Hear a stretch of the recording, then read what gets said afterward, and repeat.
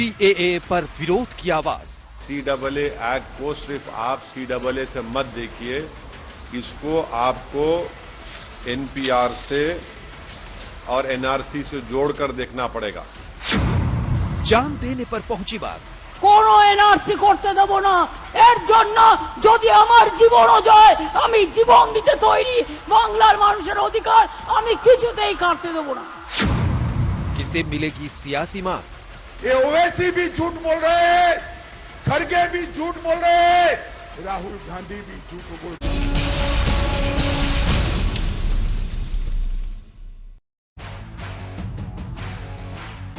वक्त हल्ला बोल का है। आपके साथ मैं हूं अंजना ओम कश्यप। आज हम सीएए को लेकर हो रही सियासत पर चर्चा करेंगे।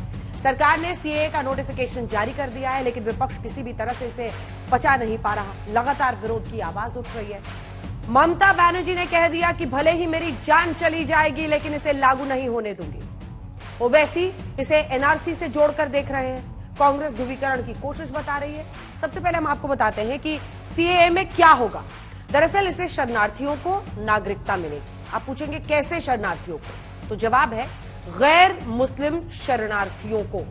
तो क्या किसी भी देश से आए गैर मुस्लिम शरणार्थियों को नागरिकता मिलेगी? नहीं, सिर्फ पाकिस्तान, अफगानिस्तान, बांग्लादेश से आए शरणार्थियों को इस सीएए के तहत नागरिकता मिलेगी। वो शरणार्थी हिंदू, सिख, जैन, पारसी, बौद्ध और ईसाई हो सकते हैं, लेकिन मुस्लिम नहीं होने चाहिए। बात गैर मुस्लिम और मुस्लिम शरणार्थियों की हो रही है। तीनों जो देश हैं जहां से आने की और जहां से नागरिकता की बात है, वो तीनों दरअसल मुस्लिम देश हैं।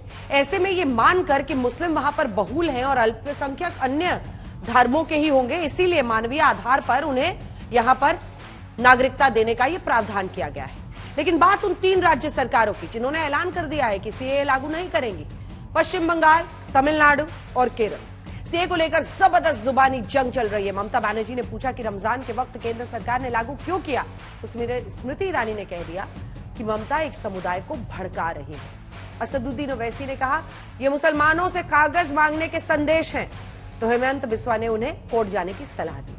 आज हम तमाम सीएए पर हो रही सियासत और सीएए से जुड़े सवालों पर चर्चा करेंगे। पूछेंगे सीएए में धर्म काटा क्यों। लेकिन पहले ये रिपोर्ट।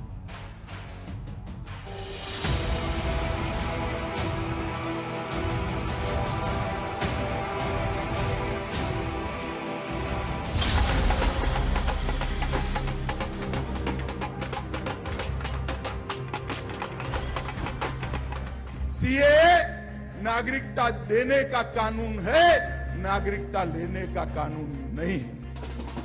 जैसे ही नागरिकता संशोधन कानून लागू हुआ, पड़ोसी देशों से आए लोगों में खुशी की लहर दौड़ी और विपक्ष ने फौरन विरोध शुरू किया।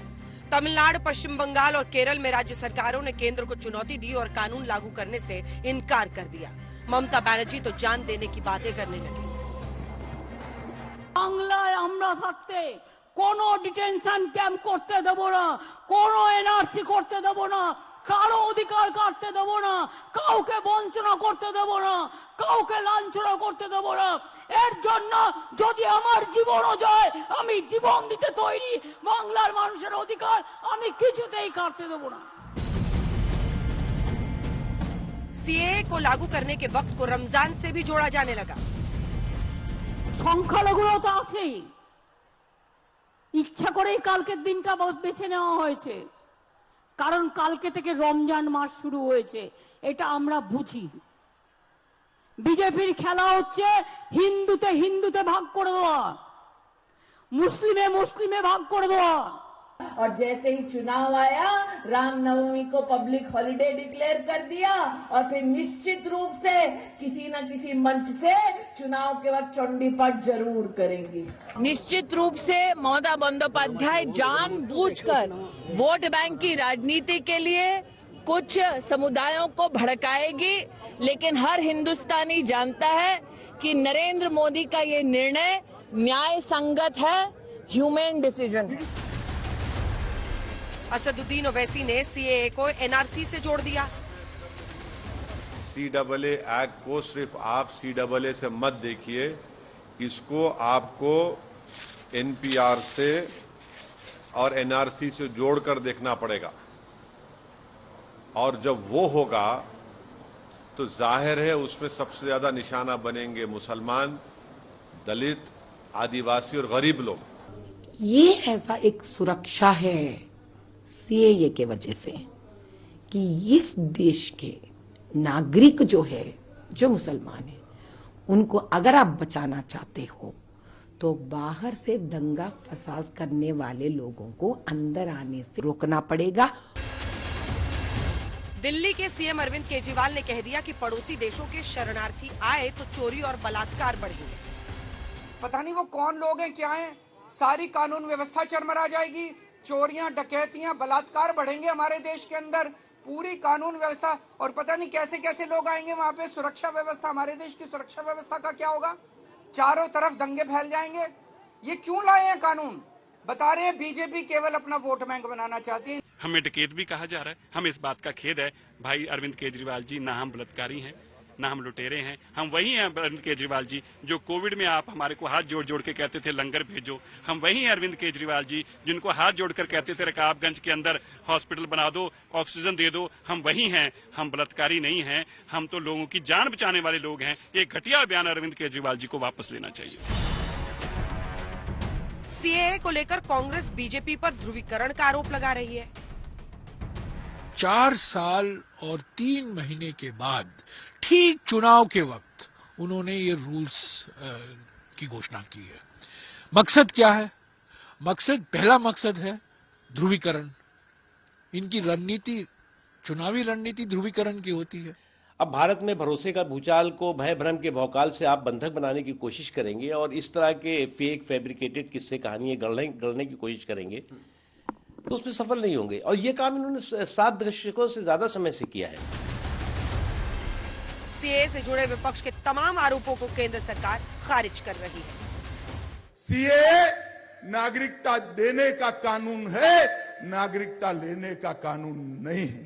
ये ओवैसी भी झूठ बोल रहे हैं, खड़गे भी झूठ बोल रहे हैं, राहुल गांधी भी झूठ बोल रहे हैं कि इससे माइनॉरिटी की नागरिकता जाएगी। केंद्र सरकार बार बार ये साफ कर रही है कि सीएए का एनआरसी से कोई रिश्ता नहीं है। सीएए नागरिकता देने का कानून है, ना कि लेने का। इस कानून से नागरिकता दी जाएगी, ना कि किसी की नागरिकता ली जाएगी। फिर भी सियासत तो आखिर सियासत है। चुनावी माहौल में दांव दोनों तरफ से है। आज तक ब्यूरो। गौरव भाटिया जी, राष्ट्रीय प्रवक्ता बीजेपी के हमारे साथ जुड़ गए हैं। प्रोफेसर संगीत रागी, राजनीतिक विश्लेषक यहां पर हैं। हमारे साथ अरविंद वाजपेयी जी, प्रवक्ता एलजेपी के जुड़ गए हैं। हमारे साथ प्रियंका कक्कड़, प्रवक्ता आम आदमी पार्टी की जुड़ गई हैं और मानव जायसवाल, प्रवक्ता टीएमसी के हमारे साथ इस चर्चा में शामिल रहेंगे। वारिस पठान, प्रवक्ता एआईएमआईएम के भी हमारे साथ जुड़ गए। इनके नेता खूब बढ़ चढ़कर बोल रहे हैं। कभी एनआरसी से जोड़ते हैं, कभी रमजान से जोड़ते हैं, कभी तीसरी जगह जोड़ते हैं। 10 जगहों पर मामला फिट करने की कोशिश है, क्योंकि अब चुनाव में इस बार उतार रहे हैं ना मैदान में। बिहार में सब जगह तैयारी है। 120 सीटों को टारगेट कर रहे हैं बिहार, यूपी में। आइए सबसे पहले एक छोटा सा हमने एक्सप्लेनर बनाया है, 1-1.5 मिनट का सिर्फ है। जो सवाल सीए कानून को लेकर उठ रहे हैं उसके जवाब इस रिपोर्ट में है। सरकार का भी पक्ष है और जो सवाल उठ रहे हैं वो भी है। जल्दी से वो देख लीजिए, फिर चर्चा की शुरुआत करें।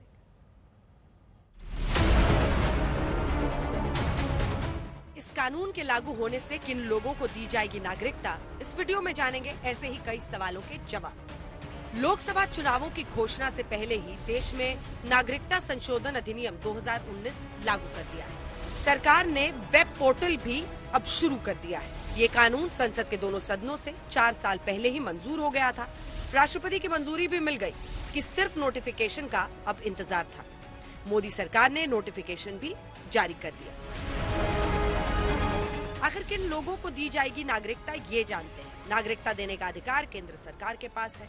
पड़ोसी देश अफगानिस्तान, बांग्लादेश, पाकिस्तान के हिंदू, सिख, जैन, पारसी, बौद्ध और ईसाई समुदाय से आने वाले प्रवासियों को भारतीय नागरिकता देने के लिए 1955 के नागरिकता कानून में संशोधन किया गया। ऐसे प्रवासी नागरिक जो अपने देश में धार्मिक उत्पीड़न से तंग आकर 31 दिसंबर 2014 से पहले भारत में शरण ले चुके हैं। इस कानून के तहत उन लोगों को अवैध प्रवासी माना गया है जो भारत में वैध यात्रा दस्तावेज के बगैर घुसा है या फिर वैध दस्तावेज के साथ भारत में तो आए हैं मगर तय अवधि से ज्यादा समय यहाँ रुक गए।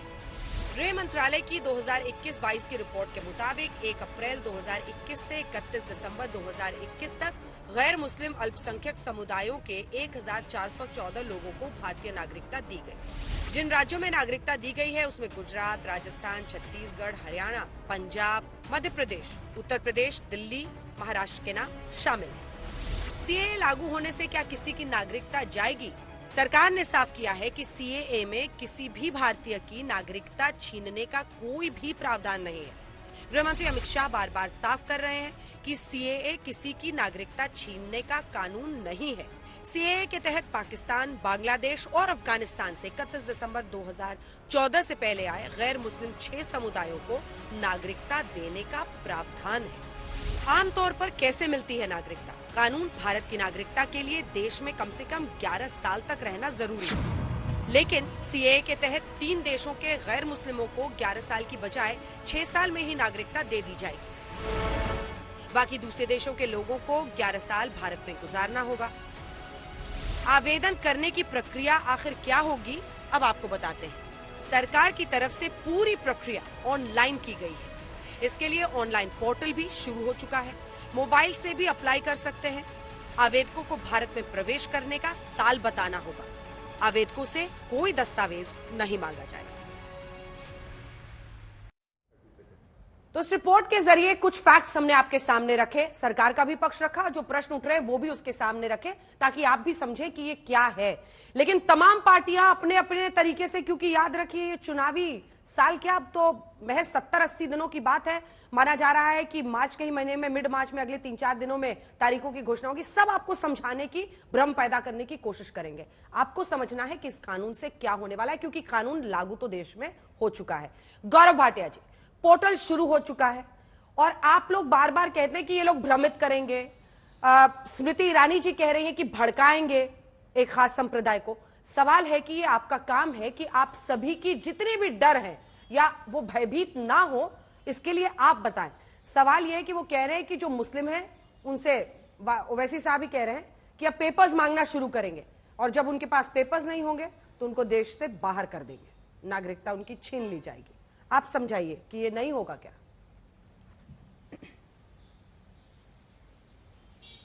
अंजना जी, तर्क संगत बहस होनी चाहिए। सबसे पहले जो प्रमुख बातें हैं मैं आपको बता दूं, देश का हर नागरिक इस कानून का स्वागत कर रहा है और उसकी वजह यह है, भारत हमेशा मानवता के साथ खड़ा होता है, संवेदनशीलता के साथ खड़ा होता है और जिनके मानव अधिकारों का हनन होता है तो सबसे पहले भारत खड़ा होता है ये सुनिश्चित करने के लिए कि उनकी सम्मान और अस्मिता को ठेस ना पहुंचे।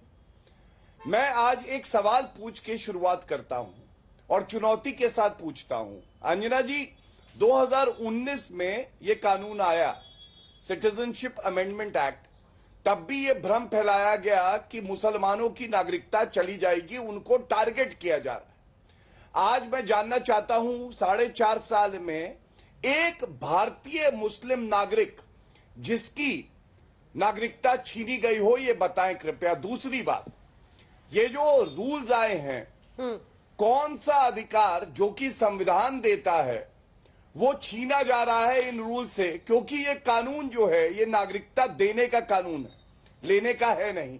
तीसरी बात, संविधान का जो दायरा है, जो मूल अधिकार है, किसी भी नागरिक के कौन से मूल अधिकार का हनन है और ये कैसे गैर संवैधानिक है, ये नहीं बताएंगे। लेकिन पहले एक एक करके पार्टियों का घिनौना चेहरा जो विपक्ष में है और तुष्टीकरण की राजनीति करती हैं उजागर करता हूं। टीएमसी, ममता बनर्जी कह रही थी कि मुझे जान देनी पड़े तो मैं दे दूंगी और मैं सीएए को लागू नहीं करूंगी। संविधान की 7वीं जो अनुसूची है उसमें सिटीजनशिप जो है ये केंद्र का अधिकार है, संसद का क्षेत्राधिकार है और ममता बनर्जी ने भारत के संविधान की ही शपथ ली है ना कि उसको बचाएंगी, उसकी रक्षा करेंगी। तो ये कैसे कह सकती है जो कानून संसद के पटल पर पारित हो चुका है उसको वो लागू नहीं करेंगी? और जान देने की बात करती है तो मैं आज तक के माध्यम से एक बात और कह दूं, जान मत दीजिए, क्योंकि ममता बनर्जी ये कानून वापस नहीं होगा, बल्कि आपके अपने समर्थक, आज आपका जो ये रुख है अपोज करने का सीएए के रूल्स को, आपका विरोध कर रहा टीएमसी के समर्थक नारे लगा के ममता बनर्जी के खिलाफ और छोड़ के चले गए उनकी सभा। अब मैं एक बात और याद दिलाता हूं, 2005 में यही ममता बनर्जी स्पीकर के ऊपर फाइल फेंक के कहती हैं अंजना जी कि घुसपैठिए आ रहे हैं, एक वोटर लिस्ट है भारतीयों की और एक वोटर लिस्ट है बांग्लादेशियों की जो अवैध रूप से अंदर आ गए हैं। हाँ। हमारी सरकार ने तो उसे रोका। आज आपकी यूटर्न कैसे हुआ कि आप कह रही हैं कि नहीं ये जो है खराब है और घुसपैठियों का भी हक है? तो ये जानने का हक भारत की जनता को तो होना चाहिए। ठीक है, मैं आप वारिस साहब आपके पास आते हुए, देखिए संसद से कानून पास हुआ और अब सरकार बार बार ये सामने आकर कह रही है किसी की नागरिकता नहीं ली जाएगी, नहीं छीनी जाएगी, फिर क्यों आग लगा रहे हैं असदुद्दीन ओवैसी साहब? वारिस जी देखिए अंजना जी, इसमें दो तीन चीजें हैं। सबसे पहली चीज तो ये है कि जो CAA का कानून आया है ये एक रिलीजियस की बुनियाद पे बनाया गया हुआ है।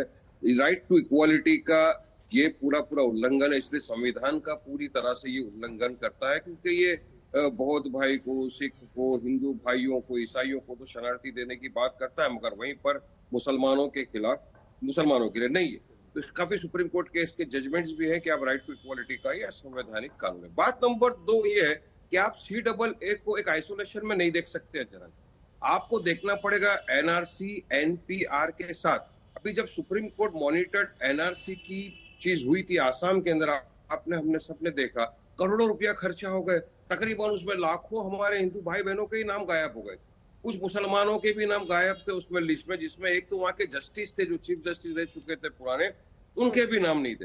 अब वो जो हमारे हिंदू भाई बहनों के नाम गायब है वहां लिस्ट में, उनको इस कानून के तहत पे सिटीजनशिप मिल सकती है, मगर वो जो मुसलमान लोग थे जिनके नाम किसी भी रीत से गायब थे, नहीं मिल सके, उनको आप सिटीजनशिप नहीं दे सकेंगे। तो ये बात नंबर 2। तीसरा बहुत अहम है।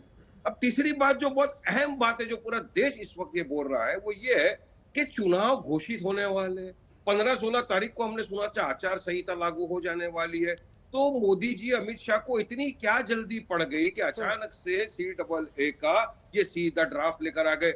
हमारा तो पिटीशन भी सुप्रीम कोर्ट में पेंडिंग है, हमारी पार्टी ने तो पिटीशन डाला था जब ये CAA का तीनों पॉइंट्स रजिस्टर हो गए, उन्होंने कहा तीनों पॉइंट्स रजिस्टर हो गए। हाँ, तीनों पॉइंट्स रजिस्टर हो गए। चूंकि आप एक वकील हैं अरविंद वाजपेयी जी, एक सेकंड रुक जाइए अरविंद जी, छोटा छोटा जवाब, क्योंकि 6 पैनलिस्ट हैं, मैं चाहती हूँ सब लोग छोटा छोटा जवाब दें। वो कह रहे हैं कि अब जब इतने करीब है चुनाव तो ये चुनावी दाव लग रहा है, चुनावी तरीके से, और NRC से अलग करके नहीं देख सकते। मैंने सुना पठान साहब को कोई भी जस्टिफिकेशन नहीं है किसी भी पॉइंट में। 3 पॉइंट इन्होंने कहे। एक तो दूसरी बात जो इम्पोर्टेंट है वो ये कि फेडरल स्ट्रक्चर में सेंट्रल कानून है सिटीजन एक्ट का 1955 का, उसमें अमेंडमेंट हुआ है, सिर्फ अमेंडमेंट हुआ है, और वो भी रेट्रोस्पेक्टिवली है कि 2014 तक जो आके बस गए पाकिस्तान, अफगानिस्तान, सारे डिटेल आपने बताई है, सिर्फ उनको मिलेगा और वो अप्लाई करेंगे, उनको ऑटोमेटिक मिल जाएगा। और जो मुस्लिम वहां से आकर बस गए उनका क्या होगा? मुस्लिम बस गए, प्रताड़ना किसको होती है? माइनॉरिटी कौन है उन कंट्रियों में? सवाल इस बात का है, it is for the protection of the minorities जो वहां पर हैं। क्या वहां पर मुस्लिम माइनॉरिटीज में है? पूछिए इनसे सवाल। और ये टेक्निकली एक बात और कहना चाह रहे हैं कि ये इंडिया के सिटीजन को गड़बड़ा रहे हो। भाई सिटीजन कैसे डिस्टर्ब हो रहे हैं इंडिया के, हमको ये नहीं समझ आ रहा। मुसलमान जो यहाँ रह रहे हैं उनसे ना हमको चीज पूछ रहे, ना कोई उनसे बात कर रहे, ना उनको। एक सवाल तो ये है ना कि रिसोर्सेज तो उतने ही है ना, संसाधन तो उतने ही है, उसमें अगर हम एडिशन करेंगे इन लोगों का तो उन संसाधनों पर फिर सबका हक होगा। कितने लोग आ रहे हैं? 50 करोड़, 10 करोड़, 20 करोड़ तो केजरीवाल जी कह रहे हैं। केजरीवाल जी को भी सुनाया, आपने सुनाया ना कि जी वो सुरक्षा को खतरा हो जाएगा। क्या बातें कर रहे हैं? 14 और 10 साल हो गए, 10 साल पहले से वो रह रहे हैं और कब 50 के बाद आए हुए लगातार। कैसे सुरक्षा को खतरे, गुमराह करने की क्यों कोशिश कर रहे हैं? इसीलिए इनका ये हाल है। 2024 में कोई नहीं आने वाला इनमें से एक भी आदमी, बिकॉज ये जनता को कन्विंस नहीं कर पाते, गुमराह करने की कोशिश करते हैं, लेकिन अल्टीमेटली आउटपुट क्या निकलता है? इतना नायाब एंगल केजरीवाल जी ने कहां से ढूंढा? विश्व भर में शरणार्थियों को जगह देने का मानवीय आधार पर UN भी ये प्रमोट करता है और भारत भी जब वसुधैव कुटुंबकम की बात करता है। ऐसे में कहना कि शरणार्थी आएंगे तो रेप और मर्डर्स बढ़ जाएंगे, सीधा शरणार्थियों को इस तरह से अपराध से जोड़ना क्या गलत नहीं है?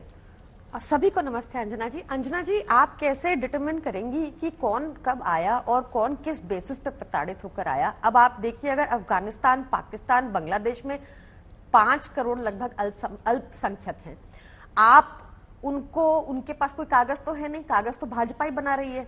अब कागज भाजपा बना रही है तो ये बता दें कि कैसे पता चलेगा कौन कब आया? अगले चुनाव में ये कहेंगे ये डेट 2024 तक जो आए उनको उन पे लागू हो जाएगी। रिसोर्सेज की आपने बड़ी वैलिड बात की, वो जरूरी है बताना। ये आपका डाटा है, इसमें आपने बताया कि देश के 26% लोग यानी कि लगभग 40 करोड़ लोग ऐसा सोचते हैं कि बेरोजगारी एक बड़ा मुद्दा है। ये आपकी रिपोर्ट है, इसमें लिखा है अनएम्प्लॉयमेंट, बेरोजगारी से देश का हुआ बुरा हाल। ये एक रिपोर्ट है उत्तर प्रदेश की जो कहता है कि 93,000 लोग, जिसमें 3700 पीएचडी होल्डर्स थे, 50,000 ग्रेजुएट थे और 28,000 पोस्ट ग्रेजुएट लोग थे जिन्होंने पियोन की नौकरी के लिए अप्लाई किया। ये बेरोजगारी का आलम है। उसके बाद ये एक आंकड़ा कहता है 42.3% ऑफ ग्रेजुएट्स अंडर 25 साल, ये सब बेरोजगार है। अनएम्प्लॉयमेंट रेट हाईएस्ट 8% हो चुका है। इसलिए केजरीवाल जी ने जोड़ दिया शरणार्थियों को अपराधियों से। मेरी बात सुनिए, पूरी बात सुन लीजिए। अब आप मुझे बताइए, आपको टोक रही हूँ। गौरव जी जवाब आपसे लूंगी, एक खबर आ रही है आपके पास भी आ रही है। संगीत जी, प्रियंका जी, इस पर जवाब आपने नहीं दिया, एक बार तो आइए उस पर। बलात्कार ज्यादा होंगे, मर्डर ज्यादा होंगे, मतलब शरणार्थियों को फिर तो कोई देश जगह ही ना दे पूरी दुनिया में। देखिए आजकल इन धर्मों पर चाहे यूरोप की बात हो, चाहे यूएस की बात हो, चाहे कनाडा की बात हो या इटली की बात हो, हर कोई कह रहा है कि इलीगल माइग्रेशन देश के लिए जहर बन चुका है और इनको डिपोर्ट किया जाए अपने देश वापस। एक इकलौता हमारा देश है जहां कह रहे हैं सारे इलीगल माइग्रेंट्स को हम नागरिकता देंगे। भाई क्यों देंगे? तुम्हारे ने अपने बच्चों को तुमने पूरी नौकरी दे दी। अच्छा आप मुझे ये बता दीजिए घर कहां देंगे? जो उनकी झुग्गियां लगेंगी आपके घर के आगे, आप बता दीजिए लॉ एंड ऑर्डर सिचुएशन होगा कि नहीं? आप ये छोड़िए, आप देखिए मणिपुर में सीएम ने क्या कहा, बीरेंद्र सिंह ने, उन्होंने कहा था कि जो मणिपुर में दंगे चल रहे हैं वो इलीगल माइग्रेंट्स की वजह से, वो उन्होंने कहा, ये उनका बयान है।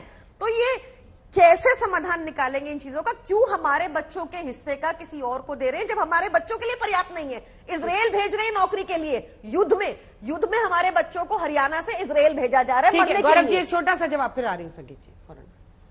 नहीं, न्याय मेरे साथ मुझे बोलने छोटा सा नहीं हो पाएगा अंजना जी, क्योंकि दोनों प्रवक्ताओं की नहीं, छोटा ही देना पड़ेगा सर, क्योंकि 6 लोग हैं। छोटा सा जवाब दे दीजिए, मैं पुनः लौटूंगी आपके पास, प्लीज।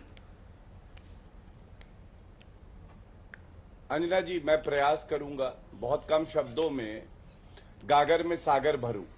धन्यवाद। देखिए सबसे पहले एआईएमआईएम के प्रवक्ता ने पहली बात कही कि टाइमिंग और रमजान का महीना। मैं कहूंगा रमजान का महीना तो बड़ा पावन और पवित्र होता है। अगर देश हित में कोई कानून लाया जा रहा है तो इसमें दिक्कत क्या है? या एआईएमआईएम के प्रवक्ता बता रहे हैं कि रमजान का महीना पवित्र नहीं रहा, और करें तो क्या करें? जनवरी में मकर संक्रांति होती है, फरवरी में सरस्वती जयंती होती है, मार्च में महाशिवरात्रि और होली होती है, अप्रैल में रामनवमी होती है, मई में रविन्द्रनाथ टैगोर जी का जन्मदिन होता है, जून में जमायत उल विदा होता है, जुलाई में मुहर्रम, अगस्त में जन्माष्टमी, सितंबर में ईद, अक्टूबर में दशहरा, नवंबर में दिवाली और दिसंबर में क्रिसमस होता है। इसलिए भारत की सरकार और संसद को कोई काम नहीं करना चाहिए। और या ये कह रहे हैं कि केवल मुसलमानों के अगर कोई महीना हो या त्योहार हो तो आप उसमें काम ना करें। दूसरी बात इन्होंने कहा ये जो कानून है ये धार्मिक दृष्टि से सही नहीं है। अगर ऐसी बात है तो कम से कम जो वक्फ एक्ट है आज ओवैसी जी को कह देना चाहिए, धार्मिक दृष्टि से वो सही नहीं है। जो वक्फ की लाखों एकड़ की लैंड है वो सब वापस हो जानी चाहिए सरकार के पास। और इसी तरह से शरिया एक्ट है आजादी से पहले का, जिसमें इनको हक कुछ मिलते हैं कस्टमरी लॉज के, वो भी वापस होना चाहिए। तीसरी बात जो इन्होंने कही है, इन्होंने कहा चैलेंज किया सर्वोच्च न्यायालय में। अंजना जी सारे व्यूअर्स को ये पता होना चाहिए चैलेंज तो ये करते हैं लेकिन स्टे नहीं लगा कानून पे। कानून जो है वो आज भी वैध है क्योंकि there is a presumption of constitutionality की संवैधानिक। और अंत करूंगा एक बात पे, एआईएमआईएम की लोकसभा में सीटें हैं 2 और जब ये कानून पारित हुआ था तो मैं आपको बता दूं लोकसभा में 311 वोट इसके पक्ष में पड़े थे और 80 इसके विरोध में पड़े थे। तो ये बताइए ये 2 सीट वाली पार्टी ये अपनी बात कहेगी और वो प्रिवेल करेगी, और भारतीय जनता पार्टी के 303 सांसद है लोकसभा में, वो बात पूरी नहीं होगी, एक पारित कानून लागू नहीं होगा। ये किस तरह की गुंडागर्दी है, अगर मैं इस शब्द का इस्तेमाल कर सकूं। अगर आप समय देंगी तो आम आदमी पार्टी। ठीक है, इसके बाद सेकंड राउंड में रुक जाइए। अभी मुझे मानव जायसवाल जी से भी एक रिएक्शन लेना। संगीत रागी जी, संसाधनों पर, संसाधन तो इस देश में अभी भी हम रोजगार से लेकर हर चीज पर स्ट्रगल कर रहे हैं, ऐसे में क्या ये देना नागरिकता अन्य लोगों को मुझे लगता है इससे ज्यादा कोई बेतुका तर्क नहीं हो सकता है। 3 करोड़ बांग्लादेशी मुसलमानों का जिक्र जो है भारत के संसद में उसके होम मिनिस्टर ने जिक्र किया कि 3 करोड़ बांग्लादेशी आकर के रह गए, और सुप्रीम कोर्ट का IMDT एक्ट पर जो फैसला था वो बहुत था कि बांग्लादेशियों को बसाने के लिए यहां पर IMDT एक्ट लाया है कांग्रेस पार्टी ने। जब भारतीय जनता पार्टी और शिवसेना वगैरह उनको बाहर निकालने की बात कर रही थी, ये सारे केजरीवाल से लेकर के सारे मुंह बंद किए हुए। बांग्लादेशी पॉकेट्स दिल्ली में ही बसा हुआ है, रोहिंग्या दिल्ली में बसा हुआ है, अफगानी पॉकेट दिल्ली में, लेकिन केजरीवाल को इसकी सूध नहीं है कि ये सारे आकर के विदेशी यहीं बैठे हुए हैं। एक दूसरी बात, शरणार्थी और घुसपैठिया दोनों के बीच में अंतर करना पड़ेगा। शरणार्थी वो है जो वहां से प्रताड़ित होकर के आया है, और घुसपैठिया वो है जो यहाँ के संसाधनों को यूज करने के लिए यहाँ पर घुसपैठ किया है। मुस्लिम जो है यहाँ की डेमोग्राफी बदलने के लिए किया जाए। ये बांग्लादेश के फॉरेन मिनिस्टर का ये वहां के एक जर्नल का ये आर्टिकल है। लेब्सरॉन वर्ड यूज किया था जो हिटलर ने यूज किया था कि हमारे यहाँ जनसंख्या बढ़ जाएगी तो हम यूरोप के दूसरे देशों में जाने के लिए प्रतिबद्ध हैं, हमें मजबूरी है। वही बांग्लादेश के अंदर भी हुआ है। पाकिस्तान से आखिर पाकिस्तान बांग्लादेश से कौन है जिनके पुरखों ने कहा था कि हम हिंदुओं के साथ नहीं रह सकते, यहां हमारी प्रतिबद्धताएं अलग है।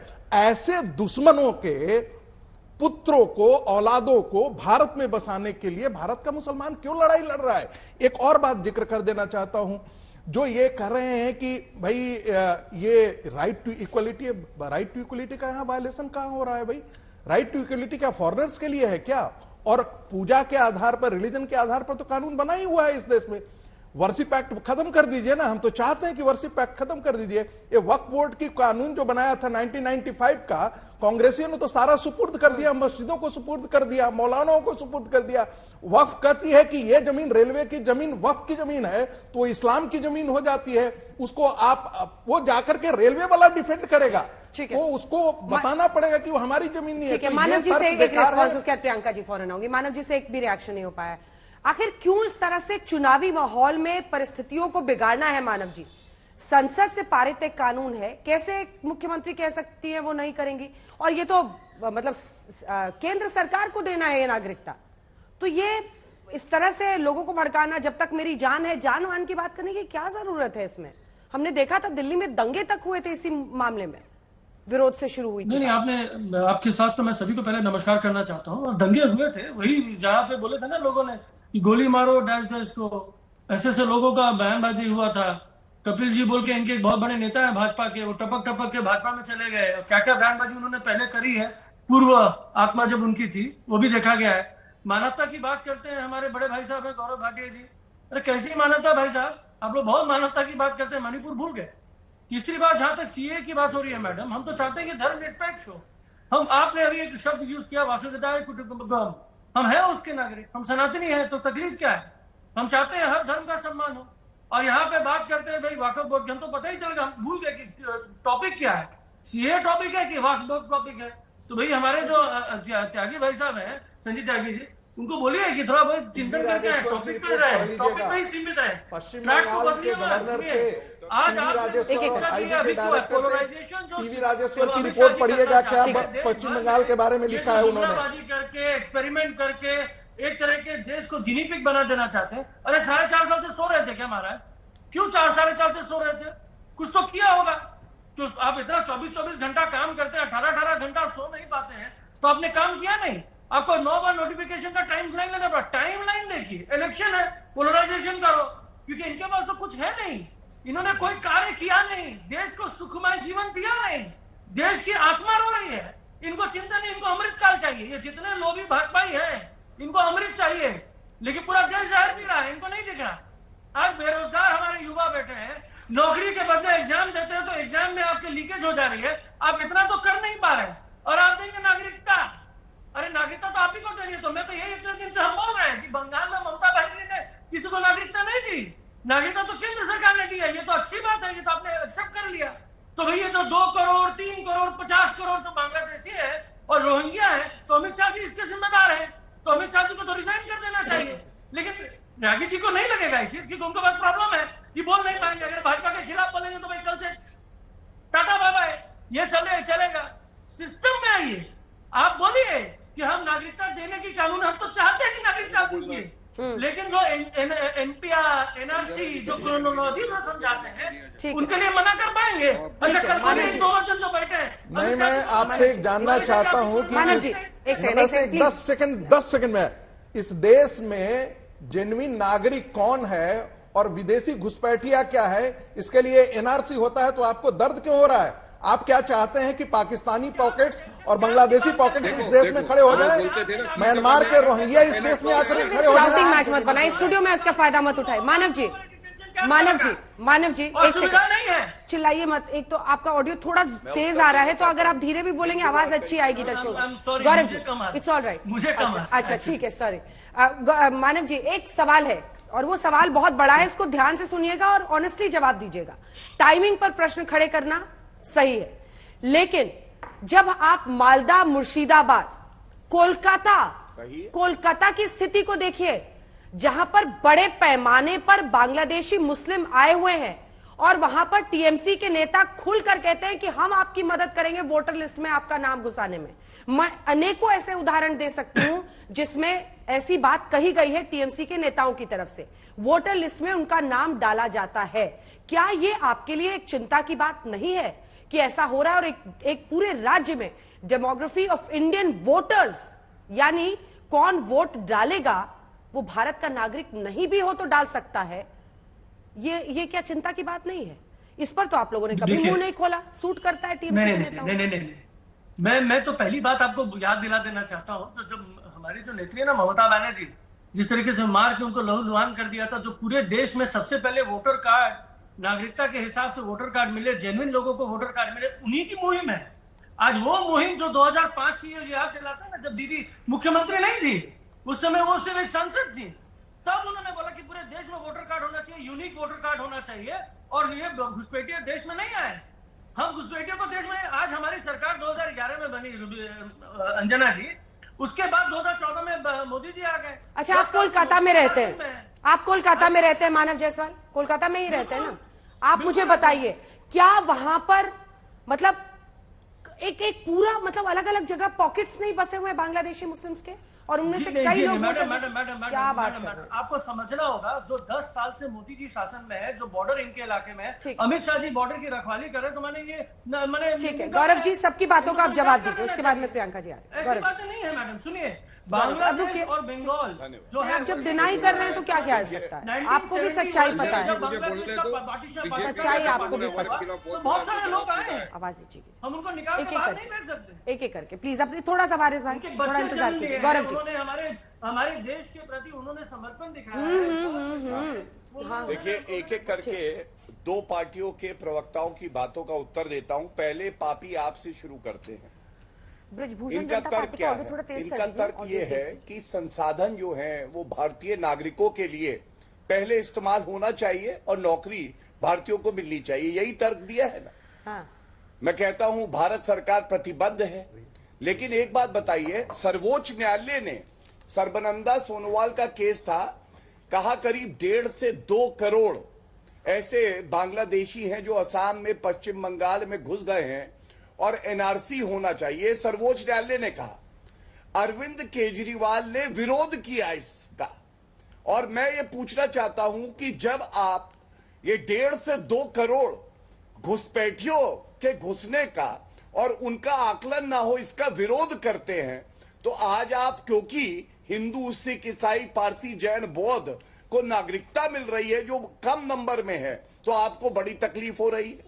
आपका तो तर्क वो 1.5 से 2 करोड़ जो मुस्लिम घुसपैठिए हैं ज्यादातर, उस पर भी लगना चाहिए, तब तो आपने विरोध किया। दूसरी बात, आपको मालूम है अंजना जी, इनकी तुष्टीकरण की राजनीति ये है, इन्होंने 300 ऐसे रोहिंग्या हैं जो अवैध तरीके से भारत में आए, उनको दिल्ली में बसाया वोट के लिए, और जो EWS, जो गरीब पिछड़ा हमारा नागरिक है, उसके लिए फ्लैट बने थे। ये मीटिंग के मिनट्स लाया हूं। दिल्ली सरकार ने कहा कि ये फ्लैट रोहिंग्या को दे दिए जाए, मेरे हाथ में है, और केंद्र सरकार ने हस्तक्षेप किया और रोका कि नहीं, ये आप नहीं कर सकते हैं। अब आप बताइए, भारतीयों का हक जो गरीब हैं वो आप रोहिंग्या को देना चाहते हैं क्योंकि वो आपको लगता है आपका वोट बैंक बनेंगे, चाहे देश की सुरक्षा के लिए वो खतरा हो।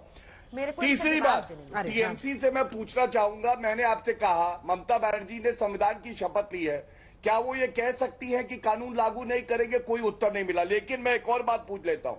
ममता बनर्जी ने कहा है कि सीए लागू हुआ तो गृह युद्ध हो जाएगा। वैसे तो किसी की हिम्मत नहीं है, कोई माइका लाल पैदा नहीं हुआ है कि भारत में गृह युद्ध करा दे, लेकिन एक मुख्यमंत्री का इस तरह का हल्का ओछा घटिया बयान आना, गैर जिम्मेदाराना बयान आना कितना उचित है? और जहां आप बात कर रहे हैं कि भेदभाव हो रहा है मुसलमानों के साथ, तो अंजना जी मैं बात पूरी कर लूं। जो 17 करोड़ मुसलमान भारतीय नागरिक हैं, उनके साथ कोई भेदभाव ना हुआ है ना होगा मोदी जी की सरकार में। लेकिन एक बार 17 करोड़ मुसलमान चीख चीख के जो 55 इस्लामिक मुल्क हैं उनसे कहें कि इस्लामिक मुल्क मत रहो, पंथ निरपेक्ष बन जाओ, क्योंकि तुम्हारे यहाँ हिंदुओं को, सिखों को, अल्पसंख्यक हैं, इनको प्रताड़ित किया जा रहा है। क्यों नहीं बोलते आप तब? तो इसलिए मानवता के आधार पे जो निर्णय हुआ है उसका भारत की जनता स्वागत कर रही है। जवाब दीजिए प्रियंका जी, सीधा आपको घेरा है। देखिए, गागर में सागर भरा है उन्होंने। बेहद जाहिल पार्टी ने फिर से झूठ बोला। अब क्या बोला? पहले तो अरविंद केजरीवाल जी ने ऐसा कुछ कहा नहीं एनआरसी के ऊपर। एक सेकंड में आपके बीच में नहीं बोली, आप कुछ भी बोल देंगे, आप कुछ भी बोल देंगे। बस बेहद झूठी पार्टी को शांत कराइए। पापी और जाहिल, इन दोनों झूठी पार्टी को शांत कराइए अपनी पार्टी के लिए। आपकी पार्टी की इज्जत आपके हाथ में है। मुझे बोलने दीजिए। देखिए, इन्होंने झूठा मुद्दा उठाया। पहली बात तो सब आपके दर्शकों को और आपको, सब लोग बहुत समझदार हैं, सबको पता है कि बॉर्डर सिक्योरिटी केंद्र सरकार के अधीन आती है। सबको पता है अगर देश में कहीं रोहिंग्या हैं तो वो नॉर्थ ईस्ट से आते हैं, उनकी सिक्योरिटी भाजपा के पास है, बॉर्डर सिक्योरिटी भाजपा के पास है। तो देश में कहीं भी अगर रोहिंग्या बसे हैं तो सबसे ये दिखाता है कि या तो मोदी जी की मिलीभगत है या उनकी नाकामी है कि वो रोक नहीं पाए, पहली चीज। दूसरी चीज, इन्होंने एक और झूठ बोला कि हमने फ्लैट दे दिए। इनफैक्ट ये देखिए, हम हरदीप पुरी जी का उन्होंने बकायदा बयान दिया कि ये बहुत अच्छी बात है कि केंद्र सरकार ने रोहिंग्या को EWS फ्लैट दे दिए दिल्ली में, जो दिल्ली की जनता के लिए थे। यही बात हम कर रहे हैं कि इनके हाथ में लैंड है दिल्ली में, सबको पता है। बॉर्डर सिक्योरिटी इनके हाथ में है, पूरे देश में सबको पता है। नॉर्थ ईस्ट से रोहिंग्या आते हैं, ये इनको पता है। यहां बैठ के कुछ भी झूठ बोलेंगे, ये हम पे ऐसे ब्लेम करके निकल जाते हैं। शूट एंड स्कूट इनकी पॉलिसी रहती है। मैं सार्वजनिक तौर पे कह रही हूं कि जितने भी इलीगल माइग्रेंट्स हैं उनको देश से डिपोर्ट किया जाए। हमारे संसाधनों पे, हमारे बच्चों के संसाधनों पे उनका कोई हक नहीं होना चाहिए। आप उनको नागरिकता दे रहे हैं, पहले जॉब्स नहीं दे पा रहे हमारे वालों को, घर नहीं दे पा रहे हमारे वालों को। आपने देखा है भुखमरी में हम कहां पहुंच गए हैं। हमारे लोग 80 करोड़ भारतीय आपके सरकारी अनाज में मोहताज है और आप बात कर रहे हैं आप इनको और मोहताज कर देंगे। छोटा छोटा जवाब संगीत रागी। देखिए, मैंने पहले भी जिक्र किया, आप चले जाइए। नहीं, एक सेकंड, ये अगर हिंदूज और जैन जो अल्पसंख्यक इन देशों में हैं, ये 6 धर्मों वाले, उनको उनके बारे में कहते हैं अपराधी, तो रोहिंग्यास को भी तो सीधे सीधे अपराधी कह देते हैं। देखिए, रोहिंग्या का, देखिए उनको डिमोनाइज करना सही है? देखिए, रोहिंग्या की करतूतों को बहुत अच्छी तरीके से बर्मा में भी लोग जानते हैं। गांव के गांव कैसे उन्होंने इस्लामाइज किया और मारा। और बांग्लादेश तो रोहिंग्या को लेने के लिए तैयार नहीं है, सऊदी अरब लेने के लिए तैयार नहीं है, मलेशिया लेने के लिए तैयार है, कोई इस्लामिक कंट्री उनको राशन देने के लिए तैयार है, पैसा देने के लिए तैयार है। कोई भी रोहिंग्या मुसलमानों को अपने यहां बसाने के लिए तैयार नहीं है। डिपोर्ट किया है बांग्लादेश ने, फोर्सिबली डिपोर्ट किया है। और हमारे यहां कौन सा रैकेट चल रहा है जो जम्मू में बसाया जाता है, राजस्थान में बसाया जाता है, आंध्रा में बसाया जाता है, हैदराबाद में बसाया जाता है। घुसपैठ को रोकना, भाई घुसपैठ उस आज से थोड़े उन्होंने किया है। IMDT एक्ट पहले कांग्रेस के समय से आई थी। और मैंने जिक्र कर 10 सेकंड टीवी राजेश्वर की रिपोर्ट है, मानव जायसवाल जी, पढ़िएगा। सीपीएम के कार्डर्स ने जानबूझ करके बांग्लादेशी मुसलमानों को बसाया ताकि डेमोग्राफी बदले और उनका जो पॉलिटिकल स्ट्रेंथ है वहां बढ़े। आपकी सरकार ने उसको आगे बढ़ाया है। ठीक है, वैलिड पॉइंट, इस पर जवाब लूंगी। वारिस जी देखिए अंजना जी, आधे घंटे से हम लोग डिबेट सुन रहे हैं। भाजपा के प्रवक्ता ने और ये राजनीतिक विश्लेषक रागी ने सिर्फ और सिर्फ झूठ फैलाया, भ्रम फैलाया, उसके सिवा कोई सत्य बात ही नहीं करी। मैंने एक टाइमिंग की बात करी तो ये चलेगा, रमजान पे पूरा पंचांग आपके सामने गिना दिया। अरे इलेक्शन को भी 15 दिन बाकी नहीं है, 2 दिन बाद क्यों हो जाने वाला। संसद से बड़े हो गए क्या ओवैसी साहब? 5 साल से एक सेकंड सो रहे थे क्या? संसद से बड़े हो गए हैं क्या ओवैसी साहब? संसद से बड़े तो नहीं हुए ना आप लोग। तो वैसे सुप्रीम कोर्ट के भी फैसले पर सवाल खड़े कर देते हैं, लेकिन संसद से कोई नहीं है ना। अरे तो कानून वहीं से पास हुआ है ना सर, कानून वहीं से पास हुआ है ना। गौरव भाटिया बड़ा है ना, मोदी जी बड़ा है ना, ओवैसी जी बड़ा है ना, अमित शाह बड़ा है, वाजपेयी संविधान के अंदर छोटा सा हमें सिर्फ इतना सा एतराज है कि ये कह रहे हैं कि डिस्क्रिमिनेशन हो रहा है। हाँ, डिस्क्रिमिनेशन कैसे हो रहा है? भाव मतलब भेदभाव हुआ है। हाँ, कैसे हो रहा है ये तो बताना पड़ेगा ना। कोई वो सिटीजन है नहीं। देखिए डिस्क्रिमिनेशन अमंगेस्ट सिटीजन्स होगा, फर्क समझना पड़ेगा। वो कह रहे हैं कि अब कागज मांगेंगे, हम कागज नहीं दिखाएंगे वाला पूरी कहानी फिर शुरू हो रही है। कागज नहीं मांगे, किस लिए मांगे कागज? वो अप्लाई करेंगे ऑनलाइन उनको सिटीजन मिल जाएगी कट ऑफ डेट के हिसाब। गौरव जी, उसमें क्या फर्क है? फिर गागर में सागर भरना होगा, 2 लाइन। गागर में सागर भर देता हूं। 3 झूठ पापी आपकी प्रवक्ता ने बोले। पहला, उन्होंने कहा ये घुसपैठिया कैसे आए, भाजपा की सरकार है तो ये 1.5 से 2 करोड़ घुसपैठिए कांग्रेस की सरकार में आए, पहली बात। दूसरी बात, इन्होंने कहा कि फ्लैट जो है हमने जो है कहा शिफ्ट करने के लिए, तो ये मीटिंग है, इसमें 4 अधिकारी नेशनल जो एनसीटीडी सरकार है उसके हैं और नीचे कहते हैं ईडब्ल्यूएस फ्लैग दो। और तीसरा झूठ, डिपोर्टेशन के लिए देखिए गृह मंत्रालय का ट्वीट है कि इनको डिपोर्ट करने की पूरी कार्रवाई चल रही है और इससे पहले भी जो डिपोर्ट हुए हैं वो हमारी सरकार में हुए हैं। इसी के साथ हल्ला बोल में इतना ही। आप देखते रहिए आज तक।